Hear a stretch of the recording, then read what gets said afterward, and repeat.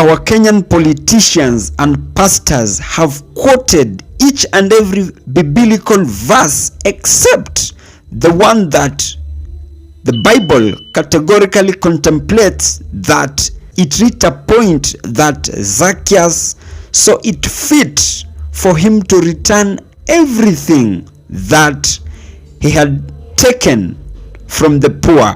And before even you listen to this pastor to whom was trying to seek State House attention, let me say this: 60 years ago, the church was still in bed with the colonialist, and that is to mean, if at all, the Gen Z by then wouldn't go contrary to the church ideologies.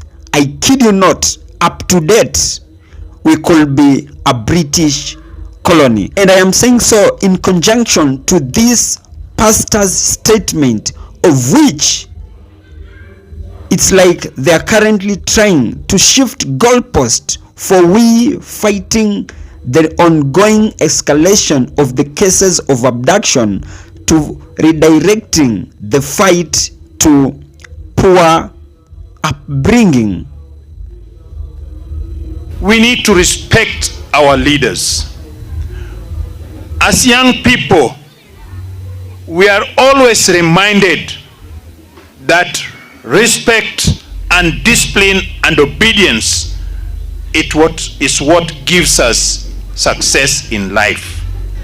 Before we go to the social media with things that we cannot get facts of, please let us restrain ourselves.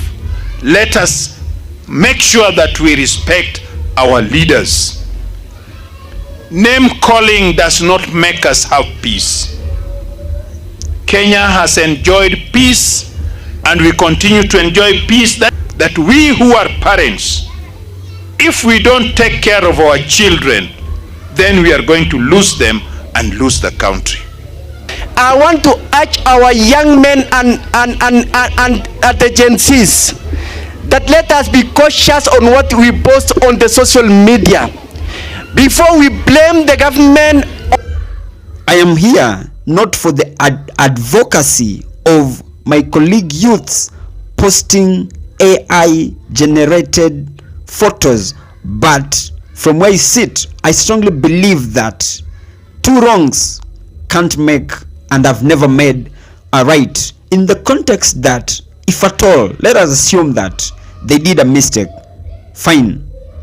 How hard is it for the men in uniform to make them appear before a court of law and they be charged?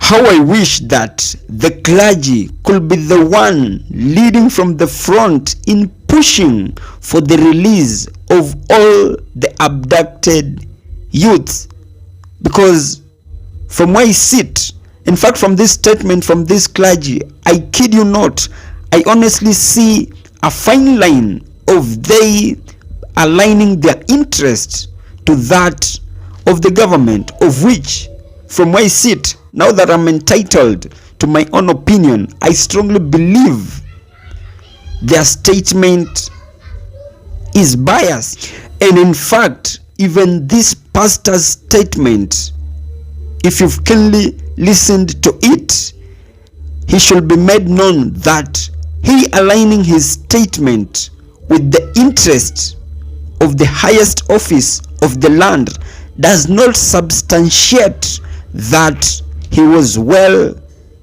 brought up.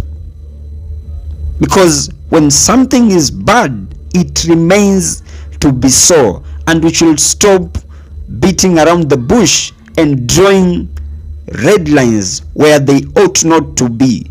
However, we as the youths should be involved in constructive criticism, simply because that is the best way we can be able to change the bad governance in place. Just by we getting involved in posting very uncouth and AI generated photos, that from where I sit does not in any way solve the high cost of living or the high levels of unemployment in this country. So from where I sit, we should not lose focus on the discourse that we had earlier began chatting, and that is fighting bad governance. And bad governance shall not in any way be solved by posting AI generated pictures. However, this clergy should also be made known to them that they should also not lose focus on them condemning the government of the day for aiding in abduction, or if at all it is not the government aiding in abduction, then they should condemn the government for failing to protect its citizen. And by so doing, I kid you not, Kenya is going to be the best country ever, simply because the clergy is going to lead from the front in shaping morality as far as the upbringing and development of our country is concerned. Failure to that, I kid you not, we will be a failed society, not only for our dear life, but rather for the next generation. And as I come to the penultimate part of this episode, from where I sit, that has just been my opinion. If by any chance you do have a contrary opinion to mine, you can as well just feel free to drop them in the comment section, and I'll give them a right of reply. And by any chance, if you have been watching my videos and you have not subscribed, you can as well just consider hitting on the subscribe button. Thank you, and may God bless you.